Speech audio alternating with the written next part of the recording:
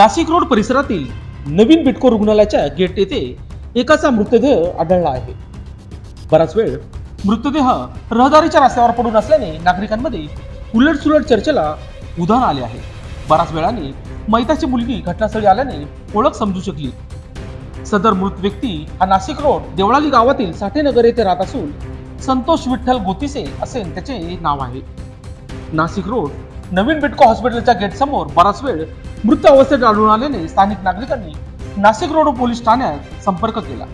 Police ठाण्याचे कर्मचारी यांनी घटनास्थळी येऊन रुग्णवाहिकेत नवीन बिटको हॉस्पिटल येथे नेले असता डॉक्टरांनी तपासून मयत घोषित केली। सदर व्यक्तीचा मृत्यू नेमका कशामुळे झाला याची अद्याप माहिती समजू शकलेली नाही।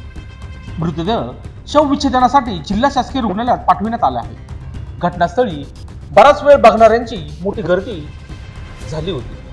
नाशिक रोड पोलीस ठाण्यात दिनांक 11 जुलै रोजी सायंकाळी 5 वाजता अकस्मात मृत्यूची नोंद करण्यात आली आहे।